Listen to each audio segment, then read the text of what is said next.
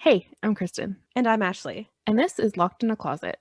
Join us as we tell each other stories of true crime, the paranormal, urban legends, and all things spooky.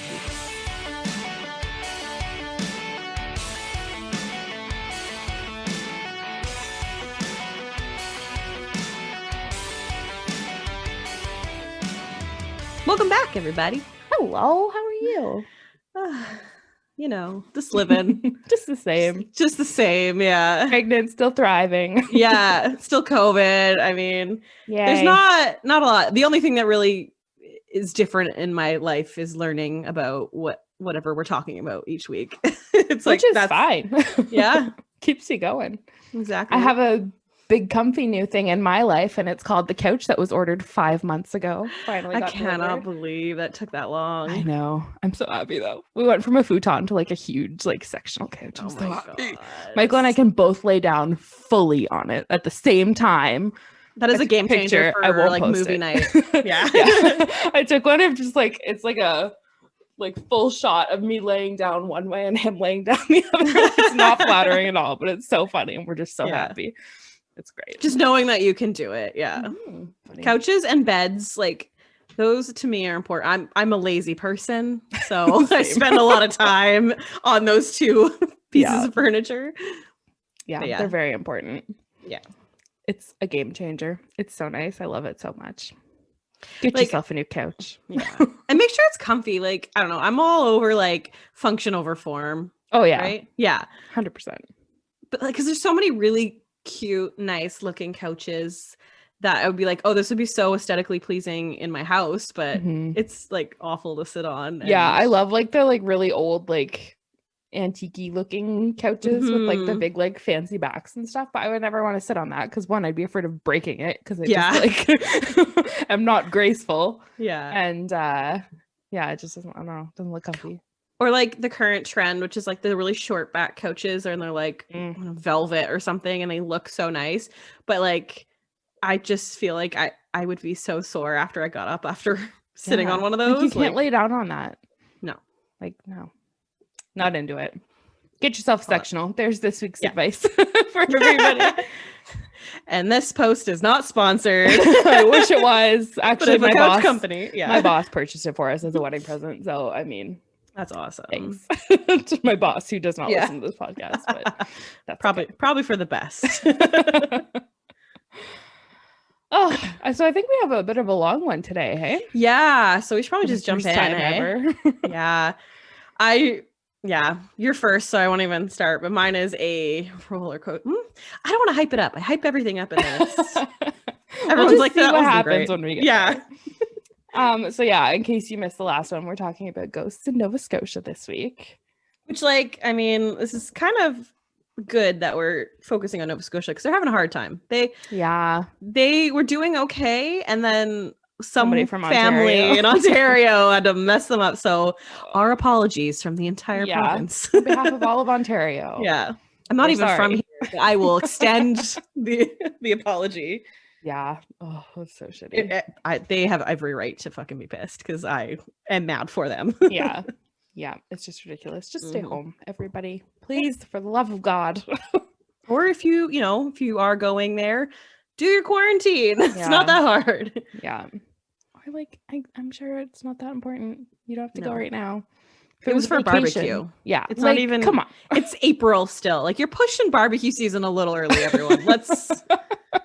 I know we're all bored and it's been a while, but yeah, just ridiculous. Okay. Anyway, I'm going to jump in. Yeah. So the first story I'm doing is about the Seaside Heritage Centre. Ooh. So in the year 2000, the town of Clark's Harbour purchased the IOOF Hall on Main Street. So this building was built in the late 1800s, and it was constructed by local boat builders. It was commissioned by the Independent Order of Odd Fellows, which is IOOF, which is adorable. I like that. Yeah. Don't know what it is, but I like it. And it stands 3 levels high. So over the years, it served as an Oddfellows lodge, a silent movie theater, which is so cute. Oh my goodness. A hardware store and an apartment complex, among like other things. But those were the highlighted ones that I read about. So once it was purchased by Clark's Harbour, the plan was to restore the building and to create the Seaside Heritage Centre, which they did, obviously. Spoiler alert. Yeah, spoiler alert. That's what it's called. The center's first floor exhibits the lifestyle, history, and culture of Clark's Harbour, which is so cute. Like, I feel like every little town should have that. Yeah. Just like tourists. My mom's going to make fun of me for saying that because she hates the way I say it. Tourists. Tortoise. It sounds like tourists, like this. It sounds like or like tortoise. Yeah, whatever. The area is known for building of the Cape Sable Island boats, which are considered to this day to be the workhorse of the fishing industry, which is kind of cool. Other exhibits include the lighthouses of the area, and the shipwrecks that are around, which is also really cool. That is so cool. I want to go there really bad. Sounds like fun. Yeah. I mean, at this point, I would go anywhere, but literally COVID.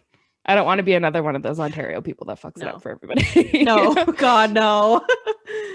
So during the restoring process, volunteers were able to uncover tons of historic memorabilia, including a photograph of the original building.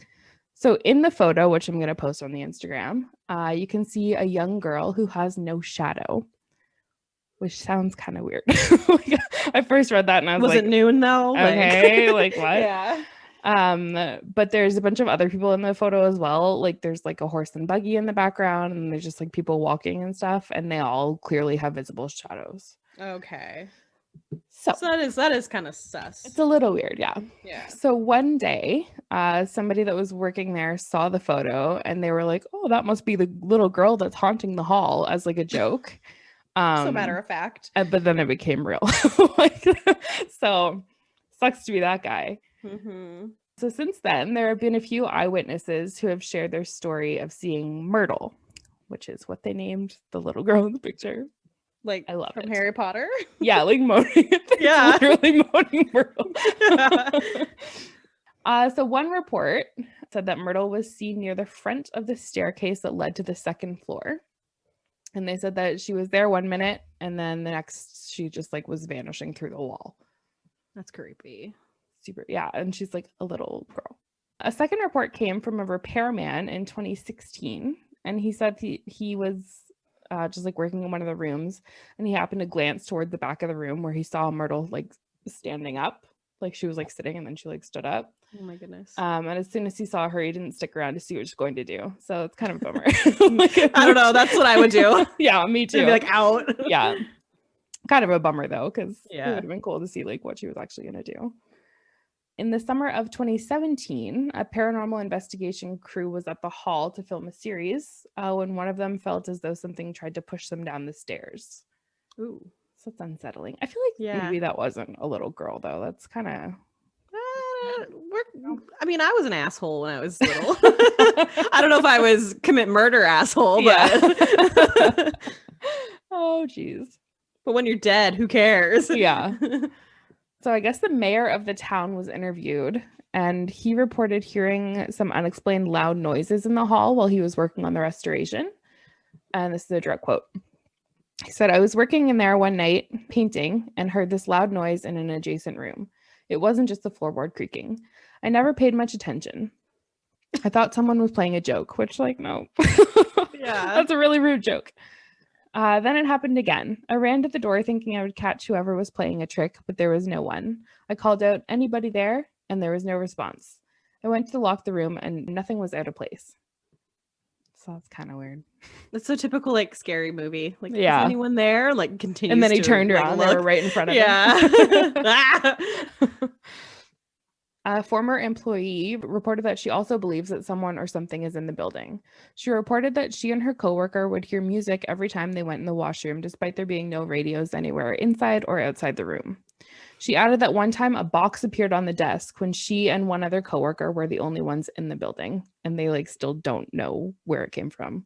Oh, wow. I guess the doors were locked also, because my first thought was like, did someone drop it off? The mailman. It's just their Amazon package. Yeah. But I guess the doors were locked and stuff, so that makes it a little bit creepy. Yeah. There's also been reports of shadows of ghostly figures being seen in the windows by passersby at night. And this is just kind of like a cute little tidbit. This is a really short story. So We were talking about this in the last episode about how like some places just like try to ignore that stuff's happening. Yeah. Like Wilno like doesn't want anything to do with vampires and stuff like that. But the Seaside Heritage Centre since 2012 has been running as a haunted house every Halloween. Oh, it's a double haunted house. Yeah. Isn't that so cute? I love that. That is cute. So they're just doing it right. There's a castle. Like, I'm not joking. It's like a castle in Victoria that is supposedly haunted, but like the owners just refuse to like acknowledge it, like have tours. Like they're just like, no, but like it's kind of like one of those stories that everyone tells that lives there. Like, like what could be making bank though? Lean into it. Yeah. Like, or like, I know when I was in high school, I did like we had to do volunteer hours to get our diploma. Planning. Yeah. It's been a while. And I volunteered at a haunted house for like Halloween, and all the proceeds went to the food cupboard. So you could do something like that. Yeah. Make it fun, but also exactly do good.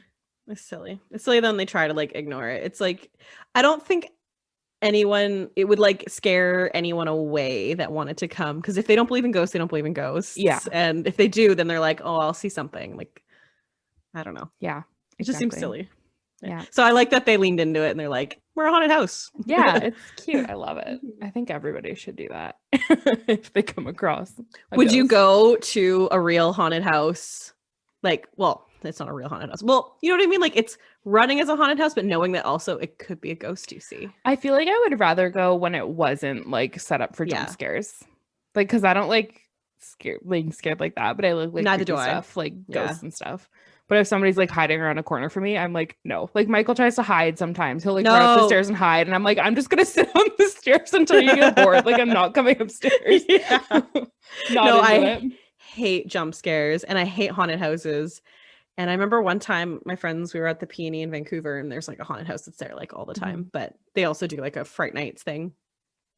But this wasn't during then. And they were like, let's go in. It's going to be so much fun. And I did not want to go. And I just had my eyes closed and I held the shoulders of the person in front of me the whole time. And I like spooky. I don't like that. Yeah.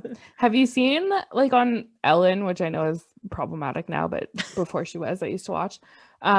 She would send Andy through like haunted houses and stuff. Oh my god, I like pee my pants laughing at those. Those are funny. So funny. But that would be me. Like in a haunted house. Literally. I can't do it. No. Yeah. I don't do jump scares. I will pee my pants. Yeah. Even when you're not pregnant. Doesn't take much. Buckle up. Yeah. Mine's going to be long. And I thought it was going to be, I was trying to basically write the cliff notes of this because I knew it was a long story, but I couldn't not include things. Like every time I tried to shorten it down, I was like, I need to add that in. Yeah. It's important. That's good. And it's and this could be longer. Yeah. It's a nice change because these ghost stories are always so short, like mine. Like I was doing so much research on mine. That's all I could find. I know. And then I have another one too for the end of this episode. And it's like about the same length as my first one. So it's good. No, it's a nice little change. And this is a little bit of a different kind of ghost story. This is more of like a poltergeist, I would say, how I would classify it, which I don't think we've covered like a poltergeist story yet. No, it's usually like women in white or kids crying. So yeah, like I said, it's gonna be long. It could be longer. The podcast Dark Poutine actually does a very extensive episode as well. It covers this. I didn't listen to it because I didn't want to subconsciously take anything from them, like content wise, but I'm going to listen to it after just to compare. Yeah, for sure. But yeah, all of my information, actually, speaking of like research, and usually we have to do so much, like find so many different articles. I read one book and got everything I needed from it. Wow. And the book was like 66 pages long, so it wasn't that bad. But, yeah. All right. So August 1878 in Amherst, Nova Scotia. So we're going back in time, way back. It's an old story. Love it. A large family all lived together on a little like farm. Like not like a farm where you make money off of it. It's like they had like cows and stuff and chickens just to like feed themselves essentially. Okay. So we have Esther Cox, who is the star of the story.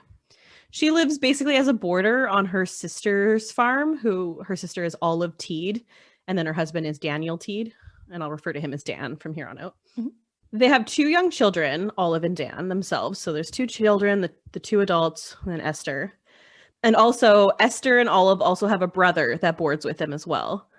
And then Dan's brother also boards with them. Holy. So it's like a big family living in this house. I don't even know how many bedrooms, but probably enough. not many. Yeah. No, because Esther and her sister, who is also there, Jane, they share a room together. Okay, so hang on. Yeah. It's 3 sisters. One of the 3 sisters' husband, and then the husband's brother. Yeah, and their brother as well. Okay. Oh my God. He doesn't really come into the story very much, but he lives there. Okay. So yeah, a lot of people in this house, they're all related somehow. Right. And I believe Dan was like a foreman at a shoe factory, and his brother that lived with them worked there as well. So they all have ties to the shoe factory. No escape, hey? Yeah, exactly. They're always just together.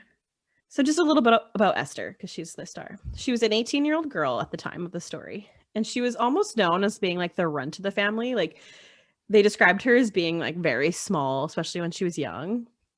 And like she wasn't she wasn't super attractive, but she wasn't unattractive. Like she was never really considered like that's the beauty. Her sister Jane, who is 4 years older than her, because her sister was 22. She was basically like the town belle. Everyone was like, oh, Jane's so beautiful. Like women and men fawned over her.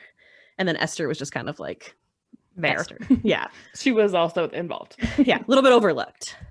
So she and Jane were raised by her grandmother after their mother died. And their father just like met another woman and remarried and then like fucked off to Maine and just like left all his kids. Yeah. And then his second wife died and then he remarried again. And he still just lived in Maine. Okay. So as far as I can tell, all of the sisters lived together with their grandmother until Olive got married and moved with Dan. And then the other 2 sisters kind of followed.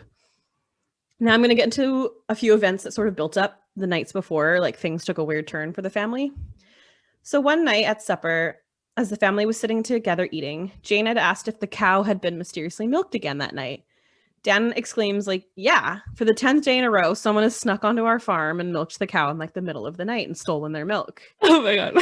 Have you heard the John Mulaney joke about his like girlfriend wanted to be married and every time they would go to another wedding, she would just like stare at him, but he was like talking about her as like a cow because there's like a sentence like, why buy the cow when you can get the milk for free? Yeah, yeah. Where my head went. Oh.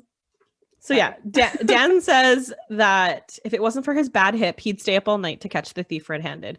There's 8 other people in this house. Why does no one else stay up? Like, I don't get it, but whatever. So this might not have anything to do with like anything to do with the story. It just sounded odd that someone was like sneaking onto their farm and like stealing milk. So could be a red herring. It could be a milk thief.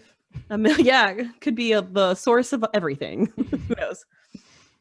So the next day during breakfast, Esther told her family that she had a really strange dream that night after she drank some buttermilk from the cellar.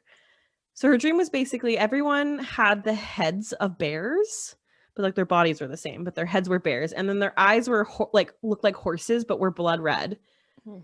Creepy. And she said like everyone spoke in growls, but she could like understand what they were saying. And then she went outside and she saw hundreds of black bulls with bright blue eyes and then blood dripping from their mouth. And then when they noticed her, they came charging at the house and their hooves made fire shoot from the ground.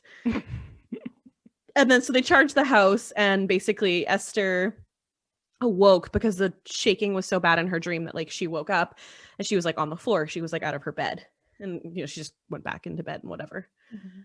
So they all kind of dismissed it saying like, oh, that buttermilk must have been bad that you drank and you just had a bad dream. But like also, they told her, who drinks buttermilk? That's disgusting. But also I guess that's all they had. I don't know. But I can't imagine drinking buttermilk. Mm-hmm. So thick. Yeah. Yeah. So they told her it was like just a dream and like just go read your Bible just in case. Like fingers crossed. Classic. Yeah. Some days later, a man named Bob McNeil, a shoemaker who also worked with Dan, so staying in the theme, arrived later that evening to take Esther on a carriage ride. So I guess they fancied each other and they were courting. Cute. Yeah. So off they go on their carriage ride, but it wasn't really a great night. It was a bit rainy, but I don't know anything about carriages, but I think it was like covered, so they were staying fairly dry. Mm-hmm. But at some point in the drive, when they reached this like forested area, Bob just kind of snapped out of nowhere, and he leapt from the buggy and pulled a revolver on Esther and was like telling her to get out of the buggy or else he was going to kill her. What a horrible date. Right? So since it was raining, Esther was just like, yeah, no. She just like refused. She's like, no, please stop acting like a crazy person and take me home. And I guess when she said stop acting like a crazy man, it like infuriated him like crazily. He started to get even more like aggressive and mad and was like, I'm going to shoot you, and was like cursing at her and like lining up his shot. And like just before he pulled the trigger, they heard the sound of another buggy in the distance. And it like snapped him back into reality.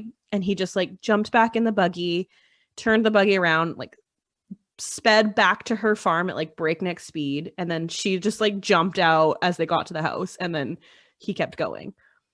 They didn't even like, yeah. And so she ran straight inside and straight to her room, and she cried herself to sleep. So Wikipedia mentions that this was an attempt at sexual assault, which I'm not doubting, but for the most information I got was from that book, like I said, by the author Walter Hubbell. And basically he was like the first publicized account of this. Okay. So I'm not ruling out that he didn't try to like sexually assault her, but I'm assuming like Walter didn't put that in there because it might have been something that could have been really damaging to her reputation. You know what I mean? Mm-hmm. So my guess is, I bet you that Bob was trying to rape Esther. Mm-hmm. That's why he like snapped or whatever. But also maybe he just went crazy. Who knows? Because the story is crazy. Bad buttermilk too. Exactly, right? And something's in the buttermilk. Something's in the buttermilk. Yeah. That should be the name of this episode. Yes. Hold on, we got to write that down. So for the next 4 days, Esther was very visibly upset, and she would just like cry herself to sleep every night. And she just generally refused to be inside of the house. She would just sit outside on the stoop or like go and stay with neighbors during the day. Like she was just kind of a wreck. Mm-hmm. And her family didn't really ask her what happened. There's too many of them. They probably forgot she was there. Yeah. They just assumed that her and Bob had gotten into a fight. But they were like, I guess, glad about it because no one really liked Bob anyways. And he was like kept coming around. So they were like, yeah. But like they didn't even ask her. Like this poor girl's like crying. That's so sad. And no one's like, hey, are you okay? They're just like, that Esther. So after this traumatic event, this is when things in the house started to get like weird. So a few nights, both the sisters hear what they think are mice in their straw mattresses or like under the bed. Yeah, first of all, straw mattresses is a sentence. Yeah. That's the part I can't even imagine. Mm-hmm. But to think that there's like a mouse in it. Yeah. No thanks. So they moved a box that they had under their bed that was like filled with patchwork material, I guess, because that's what you have under your bed. Obviously. You don't? Yeah, right? And they thought, I think the sound, they managed to say it was coming from there. So they thought there was a mouse in there. Okay. So they kind of pushed it to the middle of the room. And then all of a sudden they watch as the box jumps into the air about a foot and falls to the side. Just like the box just boop, falls over. Big mouse. Yeah. So it did this a few more times. Like I'm imagining it like popcorn. Yeah. And then eventually the girls screamed because I mean I would when you're 18 and you're. I would after the first time. Yeah. Probably. Yeah. So Dan came in, rushing to hear because they were screaming, and then they told him what happened and they just kind of laughed it off because it didn't happen anymore. Yikes. So another night, Esther woke with a start screaming that she was dying. So this is a different night because that's what another night means.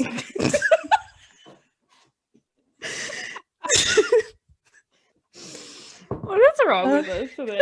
We're having a rough go. The story just gets weirder too. It's going to be difficult.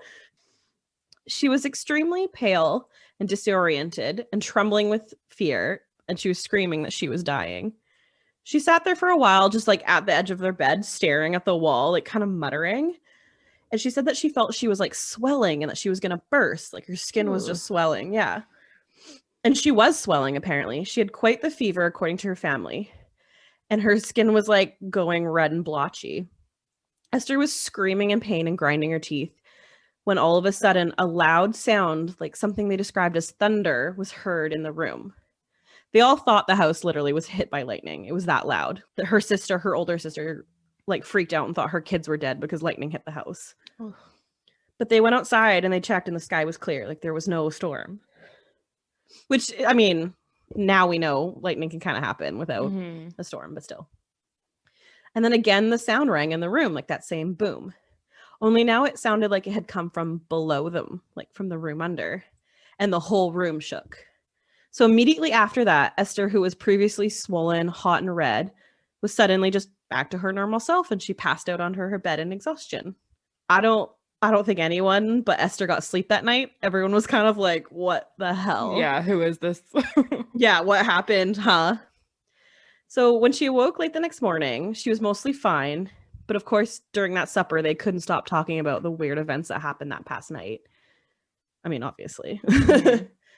So about 4 nights later, Esther had a similar attack. However, she was able to get herself into bed before the swelling got out of control. And Jane, her sister, advised Esther to just lay there calmly, like breathe, you know. However, not even 5 minutes later, all of the blankets flew off of both of their beds and were thrown into the corner of the room. Oh my God. They screamed. Jane fainted.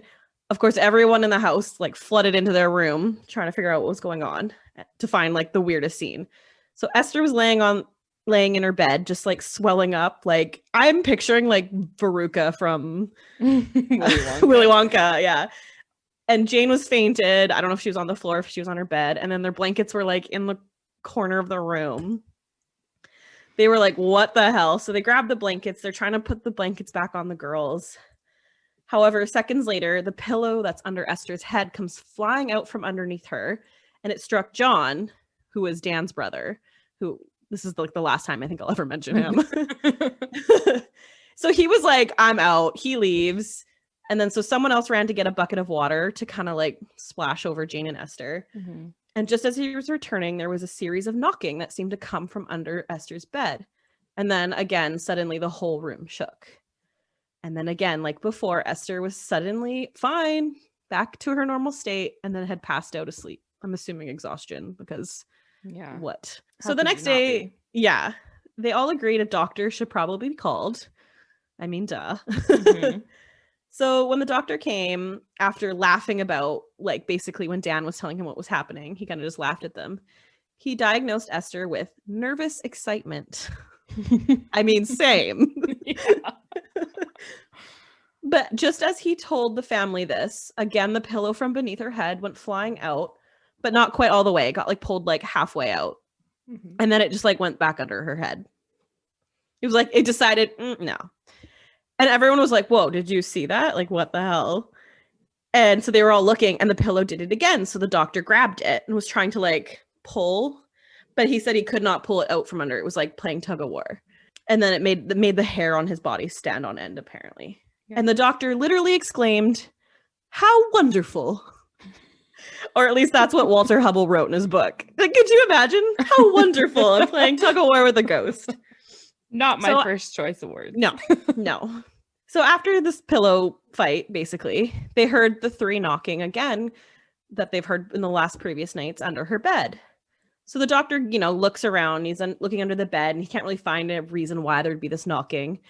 And so he walks around the room. But as he walks around the room, the knocking like follows him. And so he's like so fascinated. He's walking around like listening. And then all at once, all of the covers on her bed again flew off into the corner. And so they grabbed the covers, they're putting it back on her, and then they could hear what sounded like scratching on the walls, like if someone was using something sharp to carve something into a wall. And so when they looked to see, at the head of her bed, written in large letters on the wall, said, Esther Cox, you are mine to kill. Ooh. Yeah. And then all of a sudden, plaster from the walls came flying off at them. And like the knocking sound started happening again and the room began to shake. So poor Esther, who's like nearly frightened to death, she's laying on the bed in the middle of this. And all of this keeps happening for 2 hours, like the knocking, the shaking, things flying around the room. Like, what? And then finally it just stops after 2 hours. and she falls asleep. I'm just assuming this girl's straight up passing out because there's no way I could fall asleep after something like that. It's insane. So basically, the doctor leaves. The next day, life is resumed as normal. And the doctor's like, I'll come back and I'll give her something to calm her nerves. As if they didn't just witness like Paranormal Activity 3 the night before. Yeah, really. But yeah, so the next day she woke, did her chores. Life was normal. Like, let a girl sit one out once in a while. Yeah, like, really. So later that day, she claimed she went to the cellar. And when she went down to the cellar, something threw like a plank of wood at her. So when the doctor arrives, he goes to like see, and he finds nothing. So he like calls Esther down and is like, come to the cellar with me. And of course, as soon as she's down there, I guess several potatoes get lobbed at their head out of nowhere. That one's a little funny. Yeah. So they run out of there, and then the doctor prescribes her some very heavy sedatives to help her rest. I mean, she's not having issues resting at this point. Yeah. So they go, later on when it's bedtime, he goes to like administer the medicine. And immediately after he gives her the medicine, they hear the knocking again, only much louder this time and a lot faster. Then the sounds kind of move about and they are heard on the roof, which could be heard from outside the house as well. So they went outside and they could hear the sound. And like literally neighbors and people describe the sound as if someone was trying to like break through the shingles with a sledgehammer. It was so loud. Wow. And so this lasts again for 2 hours. And then later the activity kind of just dies down and then the doctor leaves. But as soon as the doctor leaves the property, the noise starts back up again. And he could hear it as he was like walking away, like for quite some distance. Mm-hmm. So of course, after all of this, they kind of become like the talk of the town. People could hear the noise for themselves from like all around town, or like if they passed the house at, any time of the day, they could just hear these knocking sounds, and it was crazy. So one night, about 3 weeks after the first doctor's appointment, Esther like entered this trance like state. And apparently she just threw her arms up above her head in bed, and she talked about the night Bob McNeil assaulted her. Which, of course, as you know, no one in the family knew about because no one bothered to ask her. Mm-hmm.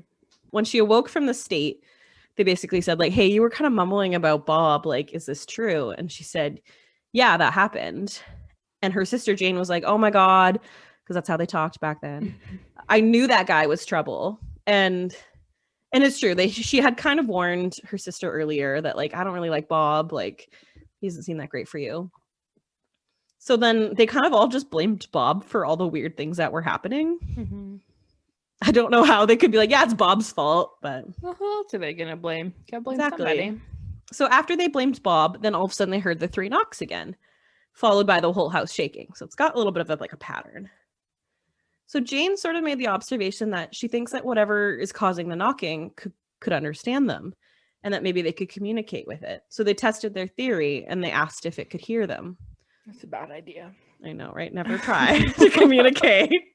So, of course, the question was followed by 3 knocks and the house shaking. They then asked how many people were in the room, and 5 knocks followed for the 5 people that were present in the room. Okay, so this is from the book again that Walter wrote, and it just made me cackle with laughter because when I read it, the doctor goes, well, isn't that certainly strange, but I must be going. He's like, see ya. Oh, how peculiar. Well, it's past my bedtime. Yeah. Like, I'm sorry, what? I don't get paid after 5, so yeah.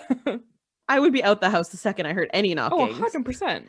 And like, second of all, I wouldn't be like, well, that's weird. See you later. You're on your own. Reminds me of that scene in Dumb and Dumber where he comes out of the store and he's like, big gulps, huh? Well, see you later. So 3 weeks again after this attack, as I say, the sounds and all the other stuff kind of became super random and unpredictable. Usually it was like at night, but now it was like happening at any time of the day. But they did find that the only thing constant was that Esther had to be present in the house. So if she wasn't there, it wasn't happening. Okay. So finally, a Baptist clergyman was called to the house to witness the events. And after he did, he basically came to the conclusion that the night of her assault was so traumatic, it caused a shock to her system so strong that she basically became like a battery, is how he described it. So basically his theory was that the invisible flashes of lightning left her body, and that's what the knocks were. And they were basically like tiny little thunderbolts which shook the house. Because that's the plausible explanation from the church. That's what the church said. The clergyman was so convinced and so satisfied with his like hypothesis that he basically preached it and was like going around being like, that's what it is, and like telling everyone about it. And he kind of made her somewhat of like a local attraction because of it. Yikes. So people from literally like all around Nova Scotia and like I'm assuming Canada came to like witness these marvels or whatever. So she remained somewhat of a celebrity until that winter when she fell ill with diphtheria. And then basically when she was sick, all of like the stuff stopped. It kind of died down. So after she recovered, she briefly stayed with her other married sister. So there's another sister. Holy. In New Brunswick, just to kind of get a bit of a vacation, they said, from her attacks. But when she returned, a new hell broke loose. So when she returned, they actually had switched her room with another room to try and see if that would stop what was happening. Like they weren't sure if it was like the room's fault or what. So they swapped rooms. Okay. Even though she still shared a room with Jane. Poor Jane. I know. Poor Jane. Jane's like, I just need to sleep. Yeah. However, Esther said that now she could hear voices, and it was telling her that the house was going to be set on fire by a ghost. So that's concerning. Sounds legit. Yeah. The ghost also told her that it had been dead for many years. Like, oh my God, could you imagine? This is 1878. How old is this ghost? Yeah, really. Apparently everyone just laughed this off, saying, silly, ghosts aren't real. Like, their house has been terrorized for the past, like, been through. Ghosts aren't real, but this battery theory, let's do this. Yeah. Gotta be real. Basically, Dan said, it's all just electricity, and electricity can't set a house on fire. Boy, Dan, do I have some bad news for you. Yikes. Anyways, just to spite them, I guess, as they were saying that ghosts weren't real, a lighted match just kind of appeared out of nowhere and fell from the ceiling onto Jane's bed. Which, luckily enough, they caught and snuffed it out before her bed set on fire. Because, like I said, straw mattress. Mm-hmm. Very flammable. And then for the next 10 minutes or so, lighted matches continued to fall from the ceiling onto their beds. Each one was quickly snuffed out by a member of the family as well. And then all of a sudden, I guess while this was happening, there was still knocking and the house was shaking. So Dan asked the ghost, which now he believes in, I'm assuming, if the house would be set on fire, and they received 3 knocks in reply. So far, 3 knocks means yes. Okay. And 1 knock meant no. That was what their Morse code was. So about 5 minutes later, the house was then set on fire by the ghost when it grabbed one of Esther's dresses that was like hanging on the wall, and it like grabbed it, swept it under the bed, and just like lit it on fire. Oh my God. Yeah. So luckily they were able to grab the dress and extinguish it before any damage happened. But at this point, they were finally like, okay, we believe you. Like, you're real. Mm-hmm. So 3 days later, after the house was pretty uneventful, like since the fire incident, the family noticed smoke coming from their cellar one morning. They went down to investigate. It turned out there was like a barrel in the corner that was set on fire. And they tried to put it out with water, but the fire had already gotten a little too large, and they were like a little unprepared for it. And like Dan was at work, like all the men were at work. Mm. So they just like ran out into the streets and they were yelling fire. And then luckily a passing man heard them, ran to their aid, and he was able to get the fire out. But as quickly as he came to the rescue, he was also just gone out of nowhere. And the family didn't even get to like thank him for saving their house. Weird. So I thought that was kind of strange, mm-hmm. right? Like, mystery man like puts out fire, doesn't want a medal. People were... So word of the fire spread across the country, as he said, apparently. And people thought like maybe perhaps it was Esther that was doing this. Like, she was the one causing all these fires and stuff. Okay. But in both instances of like the fire being lit, she was under supervision. Like someone was with her at all times in the house, and they're like, it couldn't have been her. She didn't leave this room. And so, of course, the town was a little bit worried because if their house caught fire, then it would spread and it would just burn the whole town down. So they were a little freaked out. So one night, the family was actually then visited by the ghost finally, or at least the ghost made himself visible to Esther. It doesn't say if the others could see him. Okay. She described him as a man who appeared all gray and would glare at her and laugh. She claimed he said that she must leave the house tonight or he was going to burn the whole house down with everyone inside of it. However, it was the dead of winter and nobody in the neighborhood, let alone the town, wanted her anywhere near them because they were scared the ghost was going to follow. So Dan actually knew, though, of a fellow who was deeply interested in the whole thing. I mean, I think I would have been too. Yeah, I feel like most people probably. Yeah. And his name was John White. And John White and his family agreed to take Esther in. So for 3 weeks, she lived with the Whites and everything was fine. Like, it was okay. She worked hard to stay there. However, one day the ghost found her and began to play tricks on her by stealing a scrub brush from her hands as she was like scrubbing the floor and made it disappear. And then it would just like drop it from the ceiling on her head, like out of nowhere. And this all happened in front of White's young daughter as well. So there was like a witness to this. The ghost then began to communicate with the Knox once again in this new house, and it would predict things like how much money people had in their pockets to prove its existence. That's fun. Yeah, it was like a little party trick. Yeah. So by the 6th week of her stay with the Whites, the ghost turned evil once again and started to set fires in this house. And then they could also hear like really loud footsteps throughout the house. And then like they would see like their oven door like open and close on its own. And at one point, a small pocket knife was stolen from the hands of one of the Whites, like just out of nowhere. He was like, well, I don't know if it was in his hand or his pocket, but it was like taken from him. And then it was thrust into the back of Esther. Oh my God. So now she's being like stabbed by this ghost. Yikes. They removed the knife from her. And again, it got stolen from him. And then she was stabbed in the back in the same spot that she was stabbed previously. Ooh. Yeah. Open wound. Yeah. Ouch. So I think they ended up hiding the knife. I think they buried it or something because they were like, mm-mm. I mean, I feel like that's not going to stop a ghost. No. So while she stayed with them, they kind of experimented with different ways of like trying to get this ghost to leave her alone. One of them was someone suggested putting like a plate of glass in her shoes so she wasn't like standing on the ground. I have no idea what this theory is about.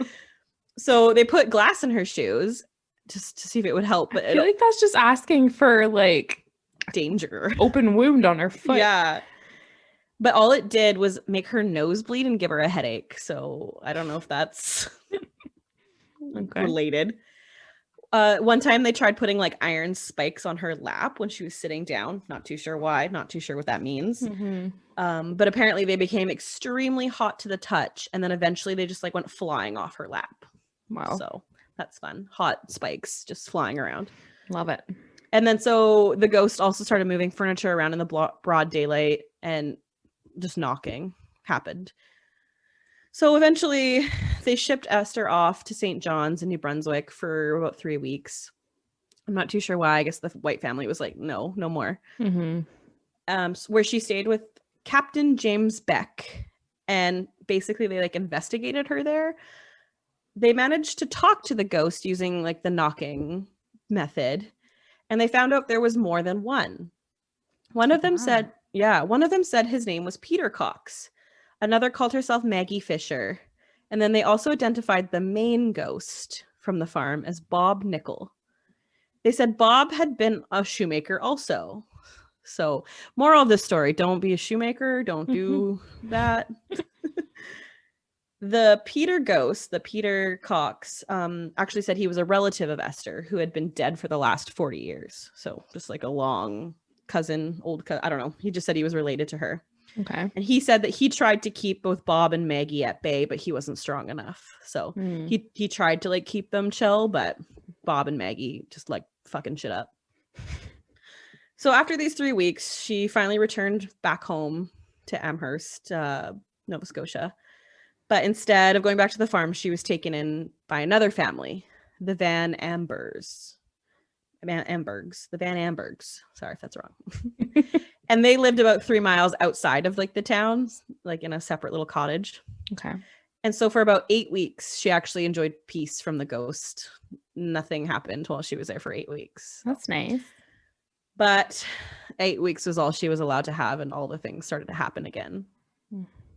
So it's at this point now where Walter Hubble, the author of the book that I read, got all the information from. He arrived to investigate Esther's situation because at this point she was kind of like a phenomenon. I don't know if it was like worldwide, but at least Canada-wide, everyone had heard about this. Right.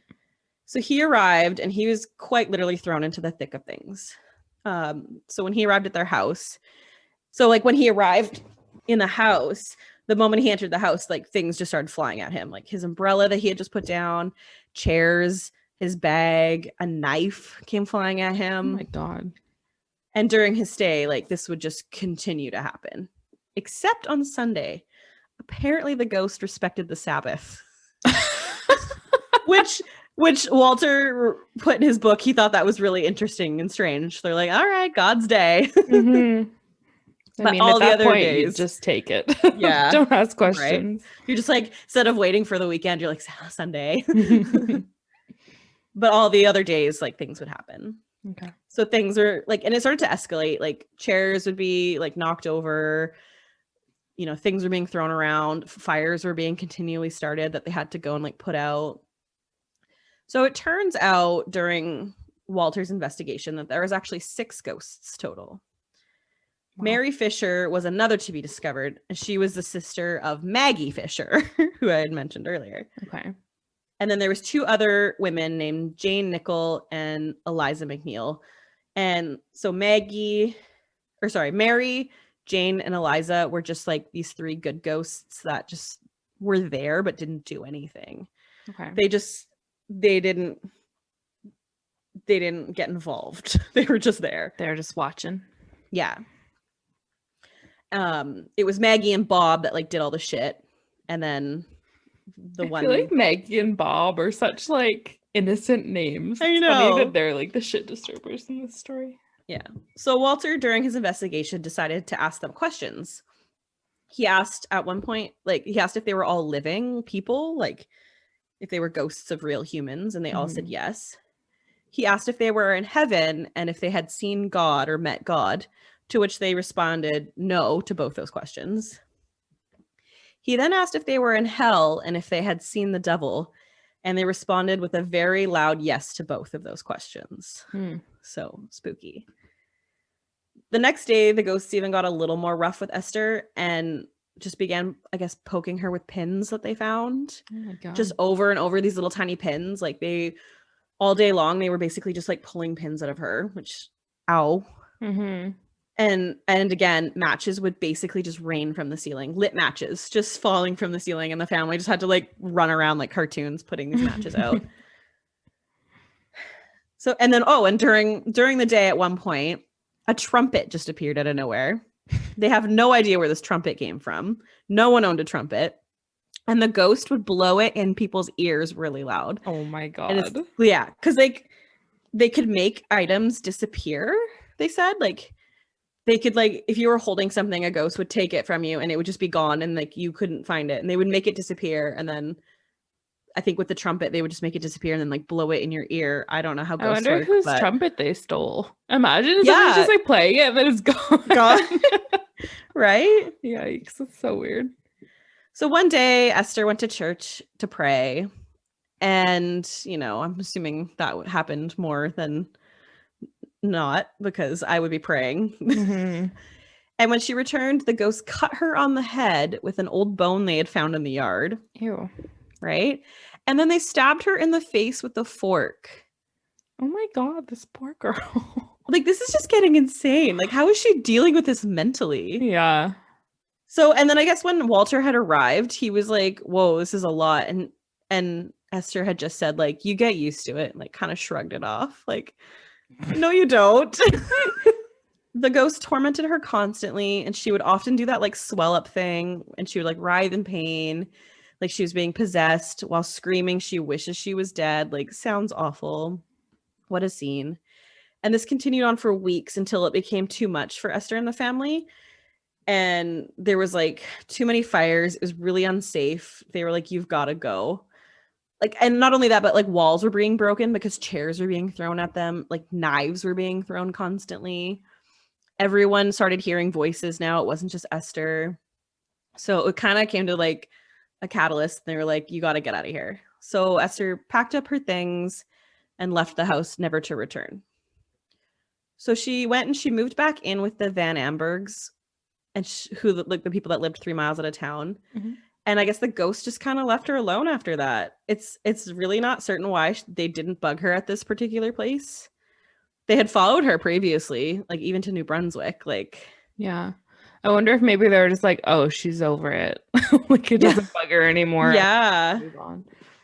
So Walter then went to visit her after a while to check up on her. And she was just like living a normal life. Her family's farm like returned to normal. Everything kind of just settled down. Esther got married. She was actually married twice, and she had a son with each of her husbands. And then eventually she moved to Brockton, Massachusetts with her second husband, where she lived and eventually passed away at the age of 52 in 1912. 52. I know, so young. That's so young. But that's crazy. Why did it end? Yeah. That's so weird. It doesn't seem like a real story. It really no, I know. It literally is just like, what else could we think of? I know. Like, I literally so this guy that wrote the book that I read and got a lot of the information from, it started off, I guess this is like his diary, as he was investigating this. And then he kind of wrote it into a more of an official book. But like, I was reading this, I was like, this can't be real. Yeah, I was trying to see if it said like the fictional work of, but it was just like, no, this is just something that was said to have happened. That's so weird. Yeah. Poltergeist stuff. Wow. Yeah. And they just seem to live with knives being thrown at them all the time. I'm sorry. Like that. Yeah, I don't get that. Like, I don't even know what to say. I know. It just ended so quickly. Like, and it just so stuff. And they're like, basically everyone was like, we've had enough. You need to get out of this house. And then it was just like, okay. The ghosts were like, all right, we'll let her go. That's so weird. I wonder if she was doing something, like, I don't want to like put the blame on her, but I mean, victim blame. It's from a while ago, you know? I wonder if she was like into like something like satanic or something and just never told anybody. And that's like kind of what started it. I mean, the clergyman's, his like hypothesis, I feel like could have been close because the trauma part, yes. The trauma part, right? Like where I have heard things where if you do experience trauma or something like that, it kind of like opens you up spiritually, or I don't know, it like attracts dark attention. I don't know. But I feel like that could have been because everything did start after that traumatic time with Bob McNeil. So yeah. I don't know. I don't know about that. That's really the story. I want to know if whoever lives like on the property where the house once stood, like, or if they know, like, yeah, that's crazy. Or like family members if they have like other stories or whatever. Right? It's wild. I cannot get over that story. I almost didn't do it because it was going to be too long, but the more I read into it, I was like, okay, now this happens. Yeah, like, it just keeps going forever and ever. That's wild. Mm-hmm. Yeah, so that's they call it the Great Amherst Mystery. Crazy. That's what they call it because there's never been a solution. There's never been anything else happening. Yeah. My God. Yeah. Weird. Yeah. Okay, I have one more short one and then we'll wrap it up because this is definitely going to be a longer episode, but that's fine because that was a great story. Thanks. Okay, so my last one is on the Waverley Inn, which is in Halifax. So in 1866, the Waverley was originally built as a private home, which it would have been a beautiful private home. Oh my God, this place is gorgeous. And it was sold in 1870 to two spinsters who turned the property into one of Halifax's nicest hotels. So to this day, it's furnished with antiques and beautiful 4-poster beds. And it's like just practically asking to be haunted because it's one of those places. Yeah, yeah. Over the years, the inn housed some pretty big names, including P.T. Barnum, who I feel like I bring up every time I talk about stuff. I finally watched that movie. Did you? I finally watched The Greatest Showman. Yeah, I quite enjoyed it. The first time I watched it, I was like, that's okay. And then I watched it again and I was like, yeah, I like this. And now I know like every word to every song. It's so good. That's so funny. I just couldn't get over how many songs TikTok used. Like it was like the whole soundtrack. TikTok has just turned into sounds. I was like, wow, okay. Yeah, it's so good. I love it so much. I literally put in brackets, also, if you haven't watched The Greatest Showman, you need to. I finally I'm just going to keep pestering you until you finally watched it. So yeah, it housed P.T. Barnum at one point, and then another guest who apparently returned after his death. Ooh. Spooky. So during his 1882 tour of North America, Oscar Wilde returned to his room at the Waverley Inn, following what was described as a poor performance that disappointed the people of Halifax. Oh. So this is like before he was famous. He was just like a poet that would like travel around.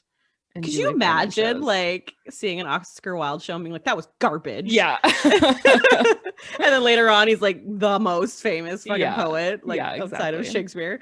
Yeah. So following his death, Wilde has been seen reading and hovering outside his former room at the Waverley. He's reported to be a friendly and quiet ghost. I guess he stayed at the Waverley for like 4 or 5 days when he was there. So that's like how they know that it was his room. Okay.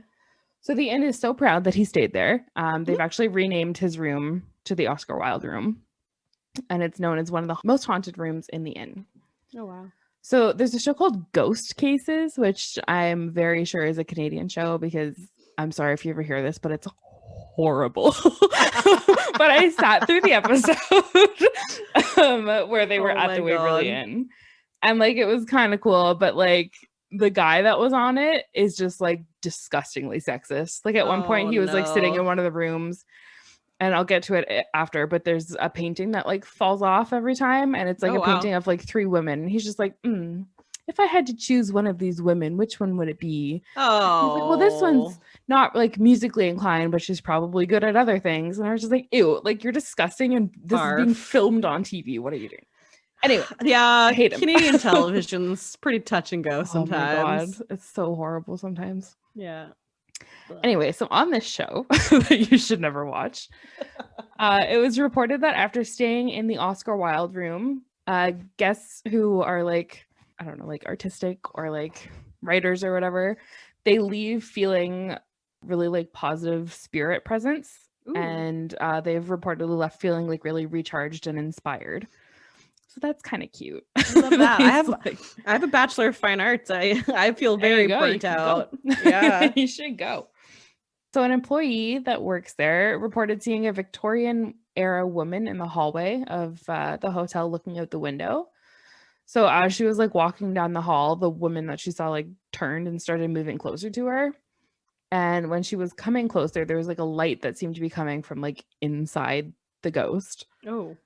And on the show, one of the people went to the hallway where they saw her and the EMF levels were completely normal. So I don't know what that was all about. Reminds me of like the creepy Canada opening shot with the ghost and like the light and stuff. Yeah, the really like cheesy. Yeah.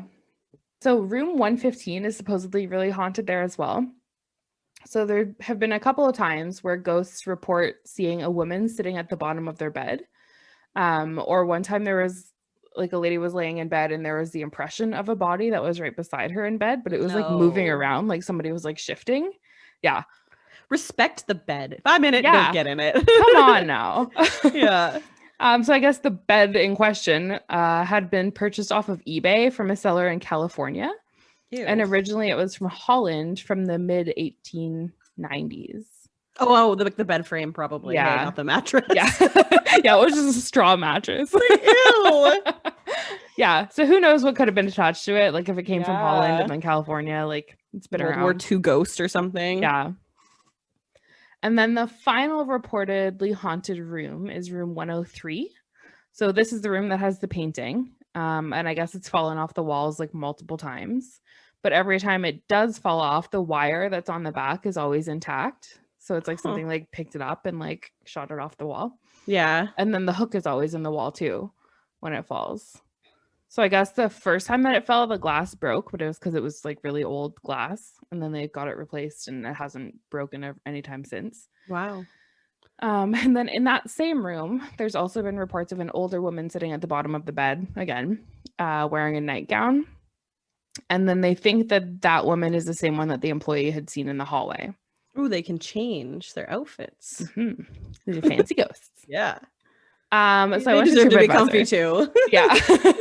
So I went to TripAdvisor to see if there were any reviews of like haunted stuff. And there were 2 that I found that were actually like something.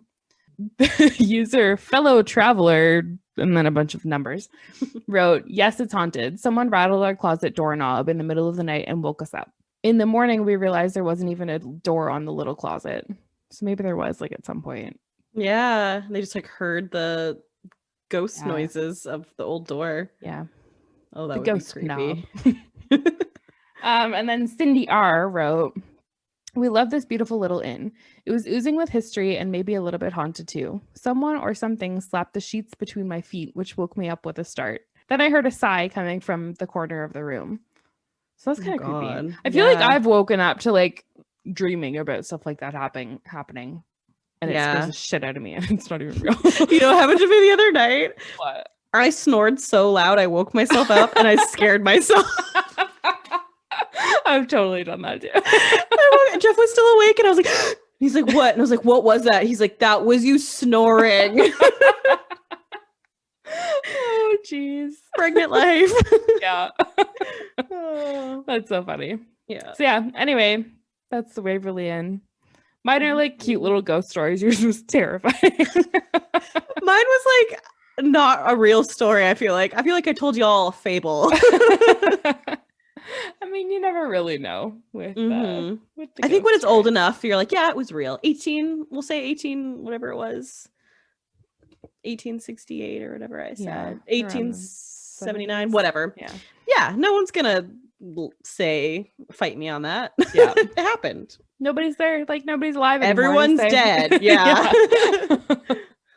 Oh, geez. Yeah. Well, anyway, there's Nova Scotia for you. Nova Scotia's coming in hot. They're number 1 for ghost stories. Yeah, they're in the lead so far. Yeah, exactly. Yukon, I don't know what.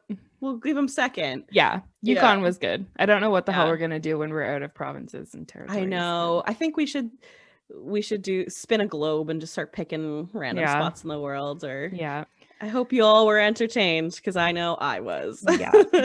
Yeah. No, yours was really good. I really liked it. Yeah. What do we have next week? I think true crime. We're talking murder. Yay. So, the origins of the ghost stories. Yeah, really. Yeah. All right, guys. Thanks so much for listening to this week's episode. If you want to follow us, we're on Instagram at Locked in a Closet Pod, Twitter at LIAC Pod, and on Facebook at Locked in a Closet Podcast. Also, we'd love it if you would share your spooky stories with us. You can email us at lockedinaclosetpod@gmail.com, and we'll share them in a future episode. All right, guys. Until next time. Keep on creeping on.